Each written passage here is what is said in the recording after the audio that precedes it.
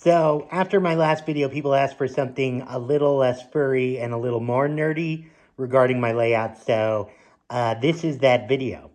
So as you can see, this is my living room. This is Kato track running DCC.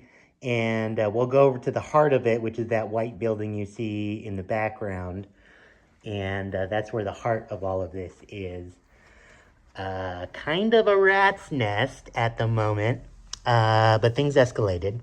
So I've got a power cab right there. That's the DCC controller with a USB interface, and that goes into a Raspberry Pi.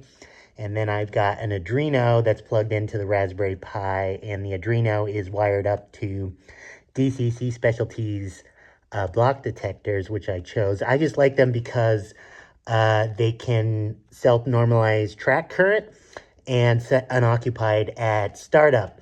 And that was nice to me because I don't leave this on. And additionally, when I said modifications, I've got signals which I've added. And so these are DCC signals. They run off of track power. They're NCE Litits. And they're controlled by the Raspberry Pi in JMRI. So they set the signal aspects depending on occupancy. I've only got 3 blocks so far, and I need a much bigger building if I'm going to add more, because you can see I try to keep the wiring underneath the track. So if you're wondering, is there limits to that? Absolutely. This consist here really can't go above 20% throttle. Otherwise, it will induce current in the other block wires that run underneath it. I mean, I could avoid that by having it come out there, but I don't really want a bunch of wires, which is why I undertook this task in the first place, which was to see if I could add signaling to Kato blocks and do something a little more in-depth than the actual Kato signal block. So that's basically the heart of the layout. I've got some models I've been building just to add to the realism. I've got a rule that I don't include any sort of freight cars without something that makes use of them. And I guess that's just to slow me down from buying a bunch of stuff I don't need. So the existing cars I had, I wanted to make use of them, so built a passenger station. This is also on an NCE Litit, just not on as a signal, but as an accessory. Same with that building there. That's on a Litit as well and can be controlled on and off, but I've just got both of these to turn on when everything else turns on.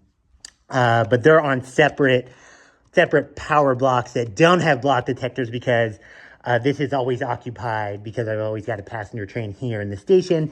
And then over here, this block here is not detectable, and I probably won't, just so I have some place to park him, because ultimately the goal is that I currently have 3 blocks. So this inner oval is broken up, split in half. You can see the isolator right there.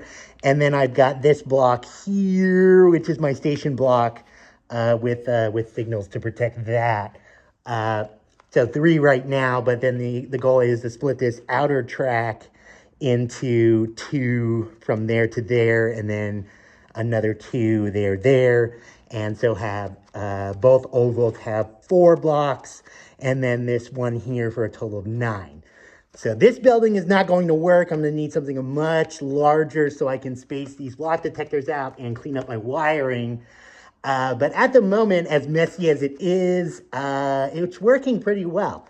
And minus the block detectors, I would say actually the block detectors combined cost more than the Raspberry Pi and the Arduino.